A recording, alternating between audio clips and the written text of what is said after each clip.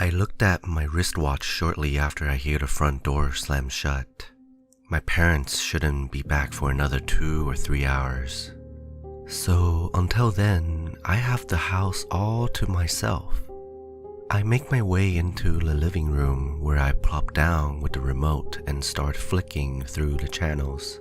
It's mostly news, with the occasional exception being paid programming or some preacher going on about salvation.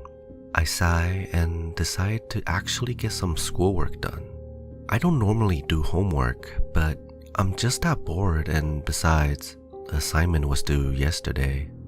As I casually throw the remote to the side to get up, it bounces off the couch cushion and onto the floor, hitting the source button on the corner of the coffee table. The TV screen flickers for an instant and then shows a live video feed from one of the closed-circuit cameras installed in and around my house. I stare at the screen. The camera, installed just above the garage door and facing outwards, is aimed directly down the driveway. A couple walks by with a dog. There is no audio. I watch a little longer, intrigued by the thought of being able to see others without them seeing me. Eventually, after not much happens, I get up. I walk down the darkened hallway to my room. I picked up the binder on my desk with one arm and a piece of paper, a pencil and an eraser in the other. Barely avoiding dropping anything, I reached for a small pencil sharpener as well. I hobble back to the living room, my arms completely full. I sit back down on the couch and drop everything onto the coffee table. The pencil rolls off the edge, and as I bend over to pick it up, I catch a glimpse of a dark shape on the television screen. I immediately shift my glance to the screen. It's just a cat crossing the road. Pencil in hand and ready to finish what I barely began, I start scribbling sentences onto the line paper. In truth, I have no idea what I'm writing about. Rearranging phrases from the textbooks is my specialty, and I'm not good for much else. After about 15 entire minutes of power working, I finish the paper. I collapse back into the warm, inviting cushions of the sofa. I looked at the television before I picked up the remote, and suddenly stopped dead in my tracks. My hand freezes, my eyes widened. My heart beats faster and faster until I can feel it pounding in my head. A tall, dark figure stands at the end of my driveway facing the house. From what I can make out, it's trying to look in through the front windows. When I regain mobility, I run as fast as possible to the front door and make sure it's locked. I do the same with the back door and all the windows. Whatever it is, my parents can deal with it when they get home. I peeked out from my bedroom window briefly before locking it, and sure enough, it's still there at the end of the driveway, staring at me. I creep back downstairs, nervous that the slightest sound might alert it to my whereabouts. I return to my seat on the couch and duck down so it can't see my silhouette. I watch the unmoving shadow on the television screen nearly without blinking. Minutes pass, then an hour. My gaze is glued to the TV. It's been standing there for over an hour without moving. It's not human. I want to pull a blanket over my head and hide, but I don't want to make any sudden movements. I can feel it watching me even though the blinds are closed. The hair on my arms is standing on end. There's a strange, heavy feeling to the air, like at any minute I might suffocate. I jump when I hear a car go by outside. I turn around for a second to watch it, to see if they see the creature, but they don't. They just keep on driving. I turn back to the monitor and the bottom of my stomach drops out. The car never showed up on the screen. I should be able to see it just exiting the view of the camera now. But instead, all I see is the dark road. The creature still appears there, but when I take another look outside, I can't see it anymore. The screen has been frozen for more than an hour. I can feel it watching me, even though the blinds are closed because it doesn't need to see through them anymore. It found a way in.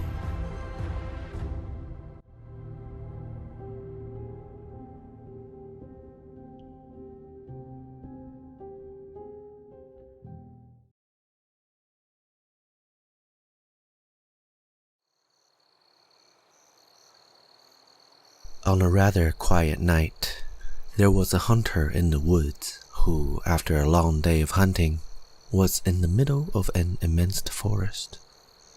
It was getting dark, and having lost his bearings, he decided to head in one direction until he was clear of the increasingly oppressive foliage. After what seemed like hours, he came across a cabin in a small clearing. Realizing how dark it had grown, he decided to see if he could stay there for the night. He approached and found the door slightly open. There was nobody inside. Relieved, the hunter flopped down on the single bed, deciding to explain himself to the owner in the morning. As he looked around, he was surprised to see the walls adorned by many portraits, all painted in incredible detail. Without exception, they appeared to be staring down at him, their features twisted into looks of hatred. Staring back, he grew increasingly uncomfortable. Making a concerted effort to ignore the many hateful faces, he turned to the side, facing the wall. Exhausted, he fell into a restless sleep. Face down in an unfamiliar bed, he turned facing an unexpected sunlight. Looking up, he discovered that the cabin had no portraits, only windows.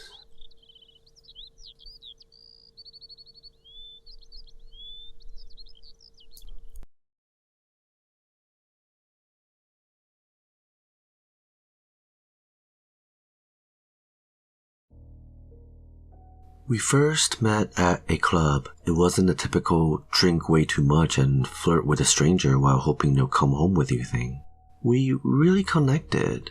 We exchanged numbers, dated for a few weeks, but she lost interest. I didn't, though now I wish I had. I was literally crazy about her. I couldn't get her out of my head, and I was willing to do anything to see her again. The only problem was that she didn't want to see me. I didn't physically follow her at first. I was content constantly checking her social media sites that she updated many times a day.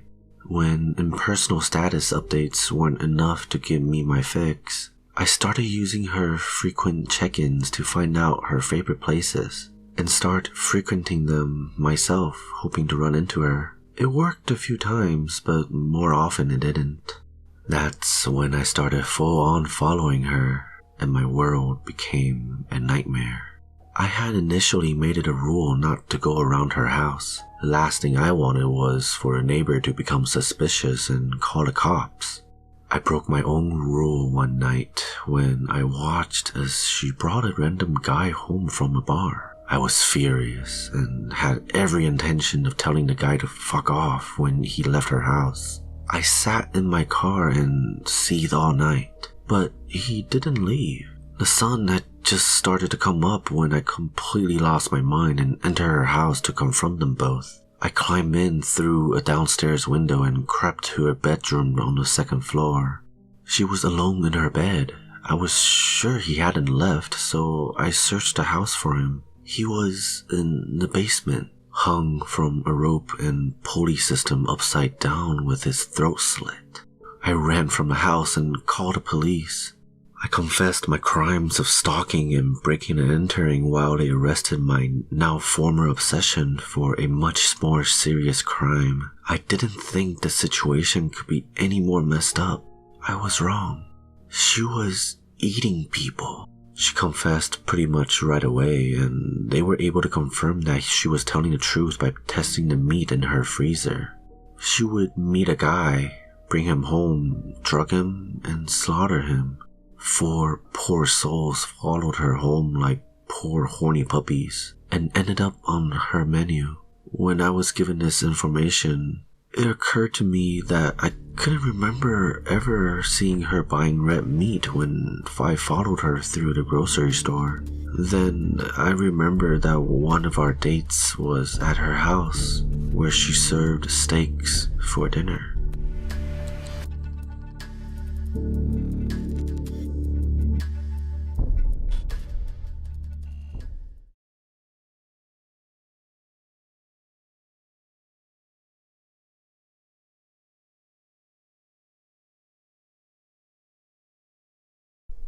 One school day, a boy named Tom was sitting in class and doing math. It was 6 more minutes until school let out. As he was doing his homework, something caught his eye. His desk was next to the window, and he turned and looked to the grass outside. It looked like a picture. When school was over, he ran to the spot where he saw it. He ran fast so no one else could grab it. He picked it up and smiled. It had a picture of the most beautiful girl he had ever seen. She had a dress with tights on and red shoes, and her hand was formed into a peace sign. She was so beautiful he wanted to meet her.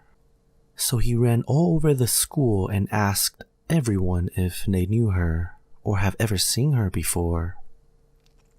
But everyone he asked said no. He was devastated. When he was home, he asked his older sister if she knew the girl, but unfortunately, she also said no. It was very late, so Tom walked up the stairs, placed the picture on his bedside table, and went to sleep. In the middle of the night, Tom was awakened by a tap on his window. It was like a nail tapping. He got scared. After the tapping, he heard a giggle. He saw a shadow near his window, so he got out of his bed, walked toward his window, opened it up, and followed the giggling. By the time he reached it, it was gone. The next day, again he asked his neighbors if they knew her. Everybody said, sorry, no. When his mother came home, he even asked her if she knew her. She said no. He went to his room, placed the picture on his desk, and fell asleep. Once again, he was awakened by a tapping. He took the picture and followed the giggling. He walked across the road when he was suddenly hit by a car. He died instantly, picture in hand. The driver got out of the car and tried to help him, but it was too late. He saw the picture and picked it up. He saw a cute girl holding up 3 fingers.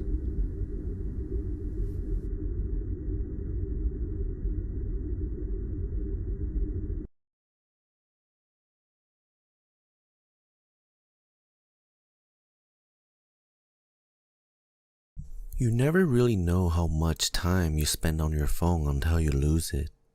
I must have reached in my pocket 20 times that day thinking I'll find it, only to remember far too late that it was gone. Damn it, I would say every time. I was in the middle of making dinner, to distract myself mostly, not because I was hungry, when a call came in on my home phone. A rush of excitement overtook me. Maybe someone found it, I thought. I dried my hands as fast as I could and ran to the living room. Hello? I said eagerly into the receiver. Hi, said a sweet female voice on the other end. You don't know me, but I think I found your phone. I decided to call the number labeled home to see if I could get a hold of you. Did you lose it? Yes, I said excitedly. Yes, I did, and you're a lifesaver. The woman giggled. Well, glad I could be of service. Do you want me to mail it to you? No, I'm afraid that's no good, I said. I really can't afford to be without it for as long as that would take. Could you maybe bring it over? Oh, said the woman.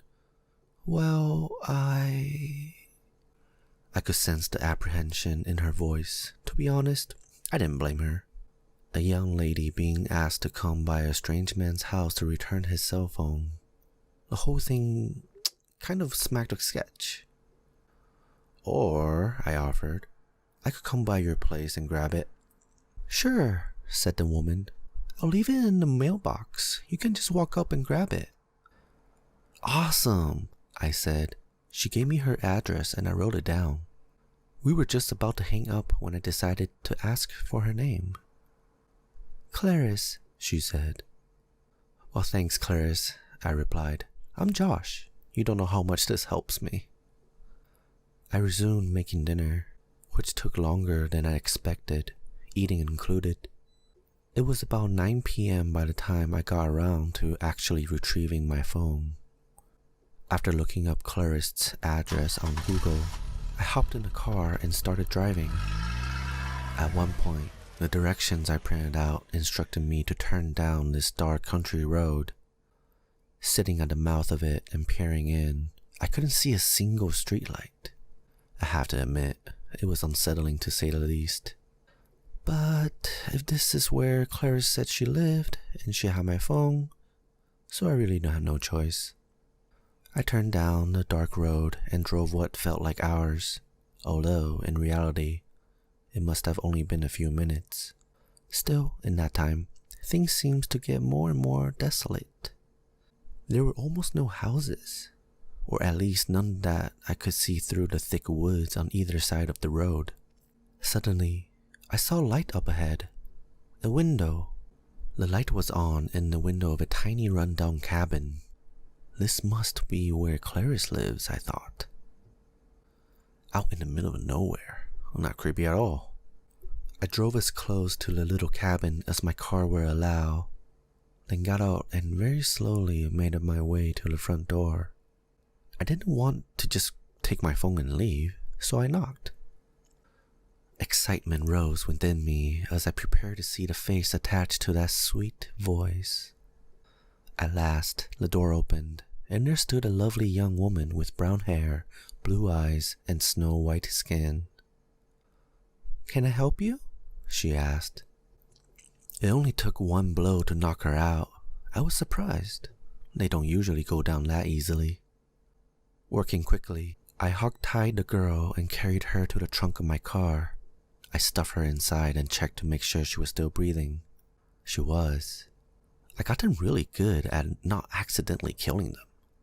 The buyers get testy in the worst way when the girls are dead on arrival. After slamming the hatch, I hopped into the front seat. Immediately, I began to laugh at myself. "Dumbass," I said, and hurriedly got out and ran back toward the house. I reached into the mailbox, quickly found my phone, and slipped it into my pocket. That was a week ago. Last night, a buyer calls and tells me he needs a fresh one. So today I'm taking the subway to work. My stop arrives and I get off. Just like everyone else, acting casually, I pretend not to notice that my phone is still resting on my seat.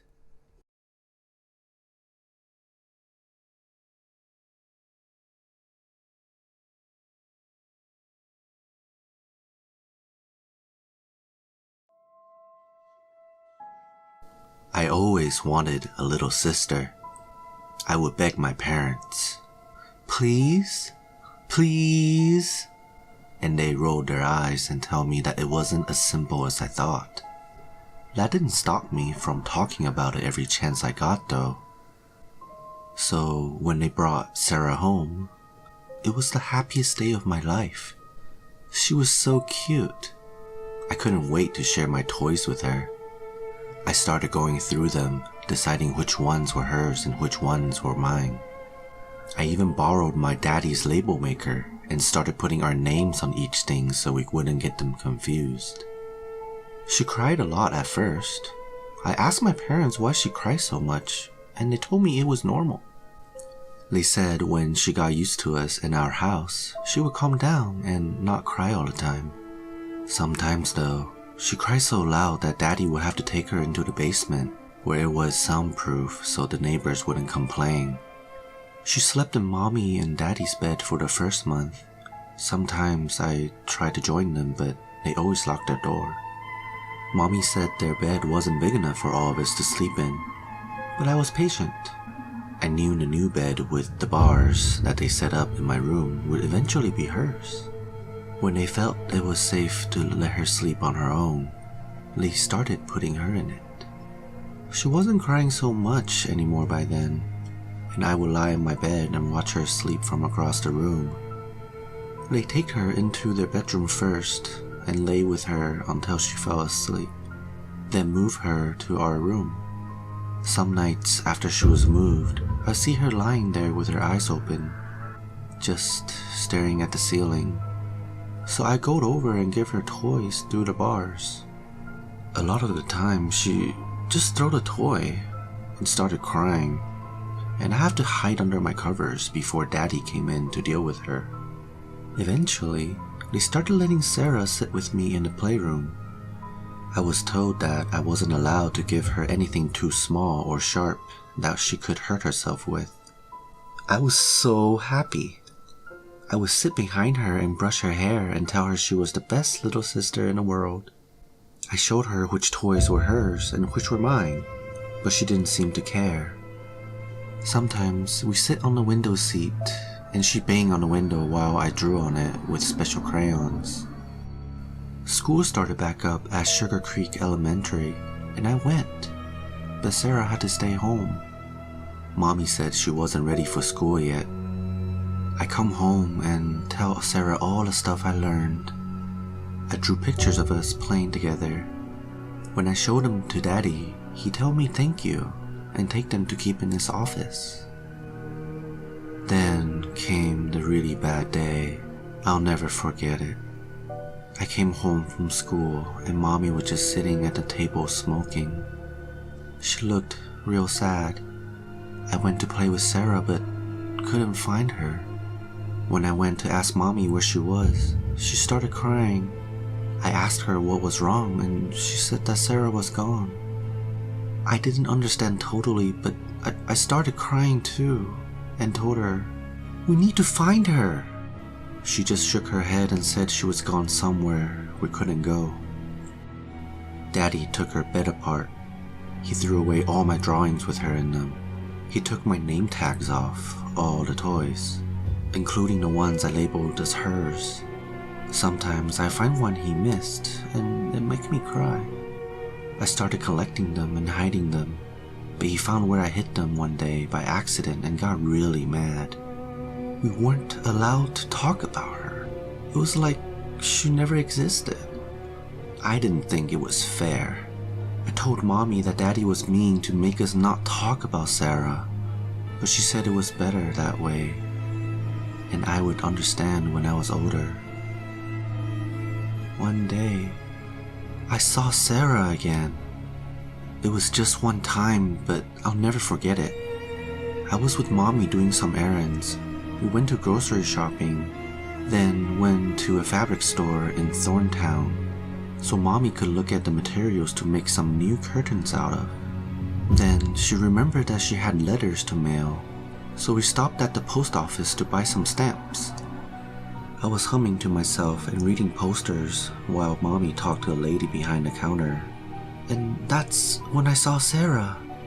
She was as cute as I remembered. I walked over and looked at the poster with her picture, but they'd gotten her name wrong. Somebody had written her name down as Shannon on the poster. I rushed over to Mommy and tugged on her sleeve and told her that Sarah was up on the wall with the other pictures of children. But she got all flustered and apologized to the lady before dragging me out of the post office. I had to shout because she kept trying to talk over me instead of listening. I saw Sarah, They got her picture on the wall in there. Finally, Mommy slapped me in the face and told me it wasn't Sarah, and that it may have looked like Sarah, but I was mistaken, and if I didn't stop, I'll get in real trouble with Daddy when he got home. I cried and promised to be good, but even after I promised, I wasn't allowed to have dinner and had to sit in my room that night. I heard Mommy and Daddy talking in the kitchen, and they got kinda loud. Somebody started banging open the kitchen drawers, and then Daddy's feet stomped up the stairs. I heard Mommy scream, "Don't you dare!" And he stopped outside my room, then went back downstairs. We never went back to that post office, and I never saw Sarah again. This is the first time I talked about Sarah since that day.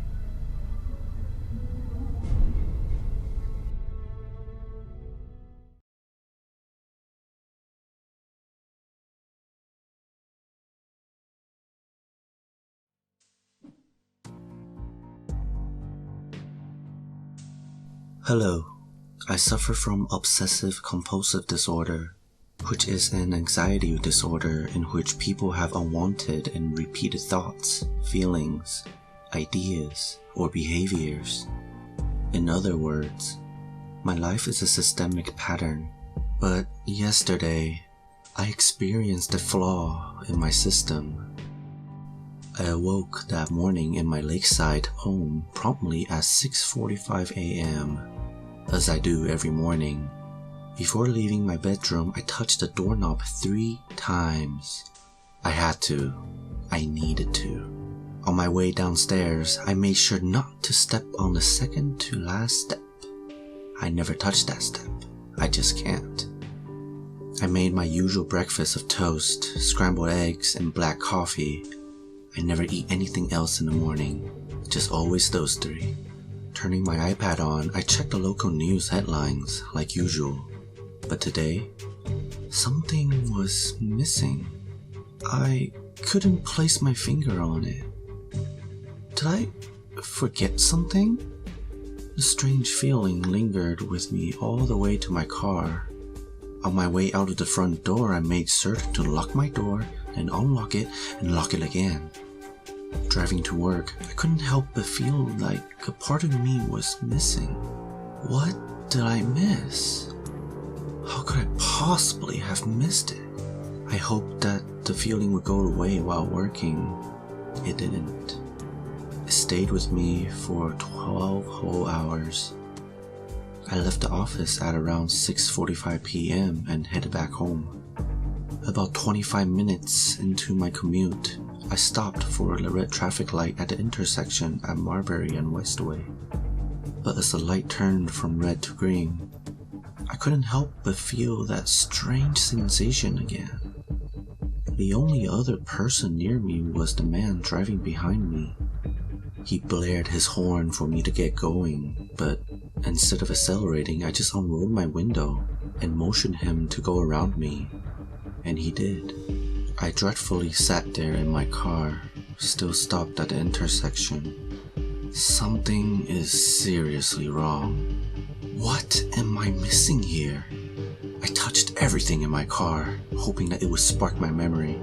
I touched the dashboard, the leather seats, the emergency brake, and even the roof. It did nothing for me. My hands began to tremble as I slowly drove away. This isn't right. I don't like this. Arriving home, I pulled my 1974 Mustang into the garage. I washed the car every weekday, but not on the weekends. I only washed the front and the back of the car, never the sides. No matter how dirty they get, I never wash the sides. I simply just can't. But something else seemed missing from my daily routine as I washed my car. No, not again! First the news, then the intersection, now this? Finishing up with the car, I jogged out to the backyard. Opening up the tool shed, I felt yet another thing missing from my pattern. I screamed, "This isn't right! This isn't right! This isn't right!" I stumbled out the shed and gazed out at the lake. It always seemed to calm me when my anxiety got out of control. But tonight, all I wanted to do was sleep. I needed to finish this day. Next morning, I woke up at 6:45 a.m., touched the doorknob 3 times, and I made sure not to step on the second to the last step on my way to the kitchen. I prepared my toast, scrambled eggs, and black coffee. I turned on the iPad, browsed the local news. It's still missing. I became aggravated. What is it I could be missing? I began to feel nauseous. Hurrying out the door in a vicious rage, I quickly locked the door, unlocked it, and locked it again. Then I drove off to work. I tend to get a lot of work done when I'm upset, strangely. So at least I felt some accomplishment when I left the office at 6:45 p.m. I drove fast on my way home. What am I missing? I approached the red light at Marbury and West Road. Come on, think. A man was walking in the middle of the intersection on his way to the other side. Why can't I remember? The man's head spun as he noticed my Mustang coming straight for him at 85 miles per hour. I noticed him too. A wave of horror crossed over my face as I watched him dive to the other side. I swerved into the same direction. A loud clunk was heard as I crushed the man underneath my vehicle. Oh God. Jumping out of my car, I hesitated on what to do. He lay there, writhing in agony, making horrendous, guttural wails. I propped open the trunk to my Mustang, lifted the screaming man, and headed him in. In agony, entering my garage, I made sure to wash the blood off the front and the rear of the car. The sides were not necessary. After dragging his broken body off to the backyard, I jogged to the shed. Inside were black garbage bags, cinder blocks, and hacksaw. After dismembering the man, I was able to fit both the remains and the cinder block into the bag. Dropping him into the lake was all that was left to do.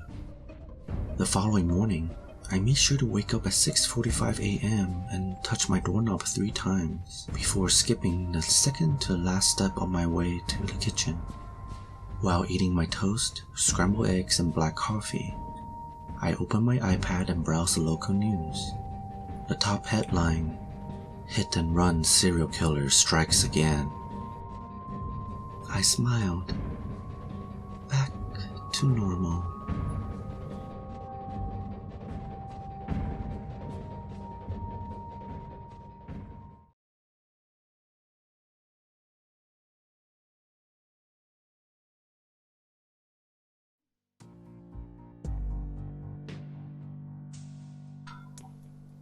I've been lying down for hours now.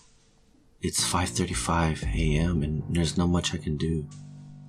You know what the worst part about my situation is? I'm in the same room as my parents.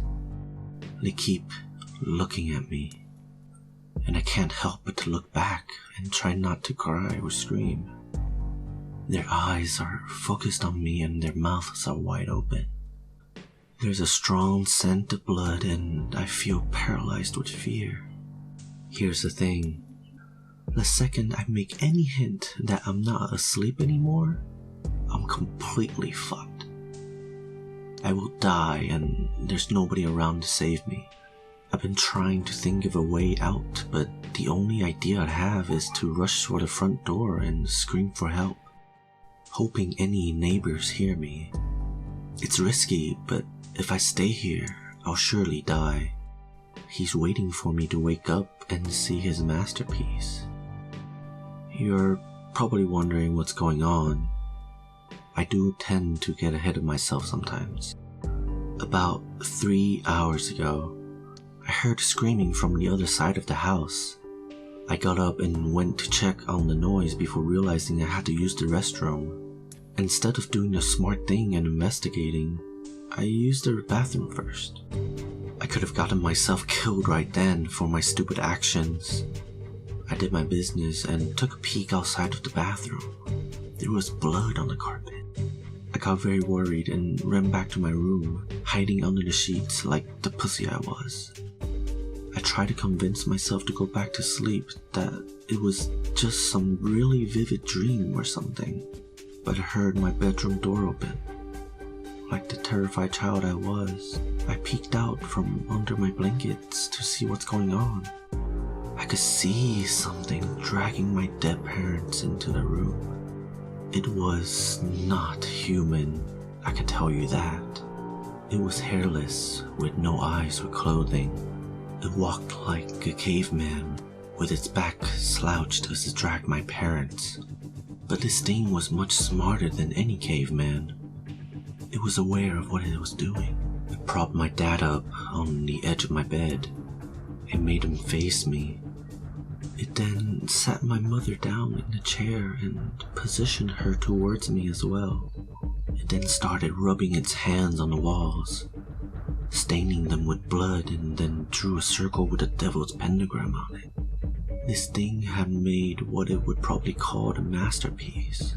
To finish it off, it scribbled a message into the wall that I could not read in the darkness. It then positioned itself under my bed, waiting to strike. The scariest thing now is my eyes have adjusted to the darkness since then, and I can read the message on the wall.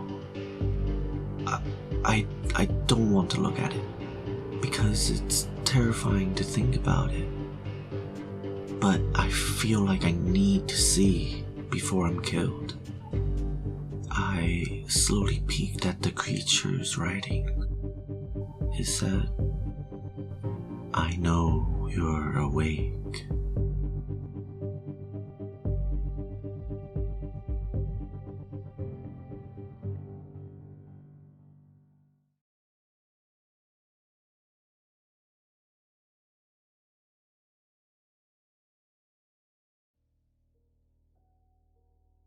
I was with two of my friends, Ben and Nick, on holidays when it happened.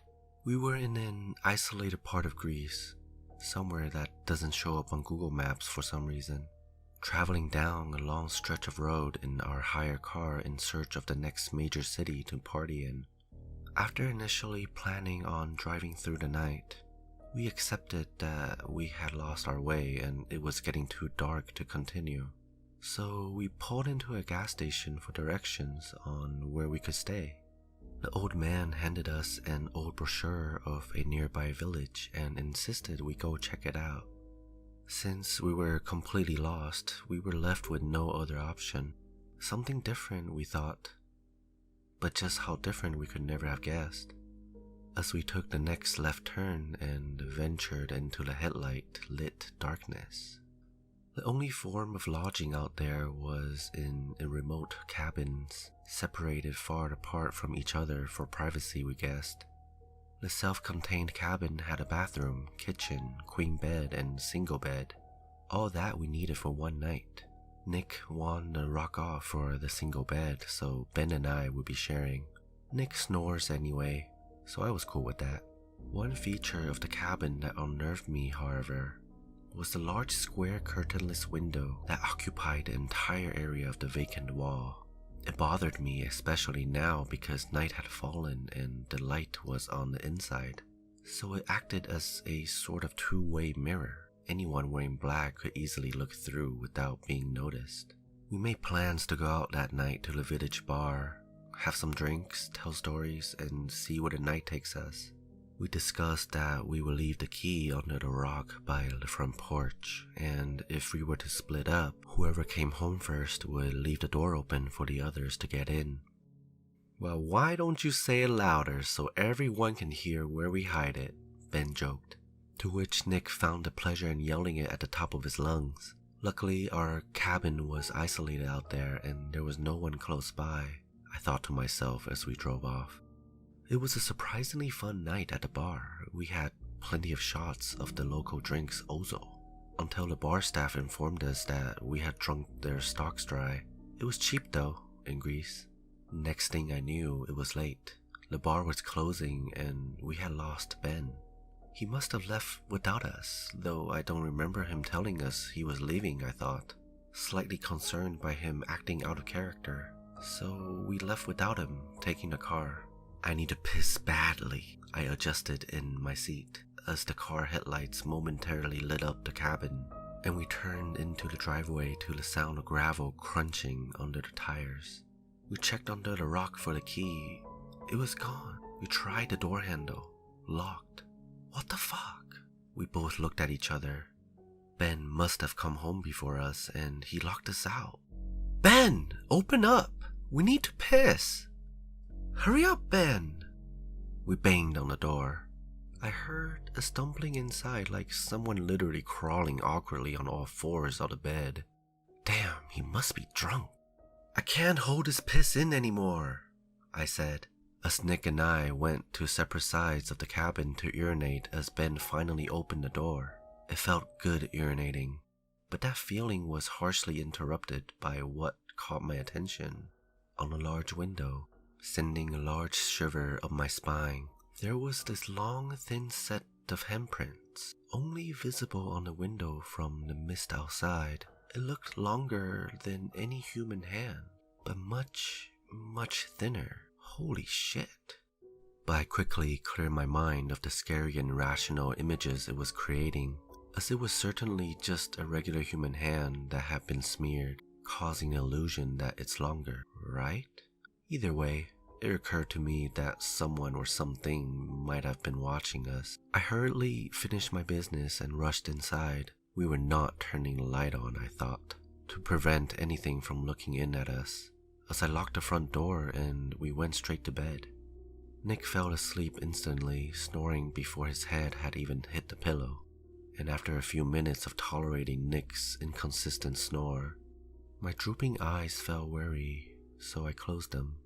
As soon as they shut, I couldn't help but get the burning feeling that Ben's eyes had opened suddenly and were staring straight at me, menacingly. My body rose in temperature and my heart beat quicker as I sensed this, as if Ben was holding his breath, vision fixated on me angrily through the darkness. Sorry if we hadn't gone home with him. Jeez, why would he be so angry? After a few minutes of calming myself from this irrational fear, I drifted off to sleep.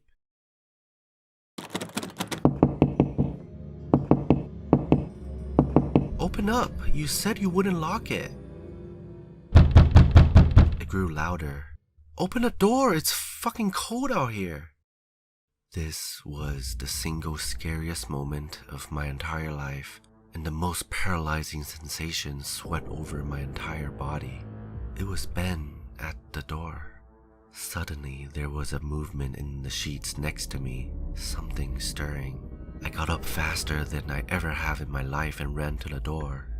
Nick had awoken and come to the same horrific realization as soon as me, right behind me and kicking the door open and fleeing outside the car. Not once did we look back. I started the car and beckoned Ben to follow, but he didn't know what had happened. Still facing into the room, he turned on the light to see inside. This was a true story. It really happened. You can ask Nick if you don't believe me, but I wouldn't ask Ben. He doesn't say much anymore after that incident. And whenever questioned about what he saw that night, his face turns pale and expressionless, and he will immediately shut the nearest curtain.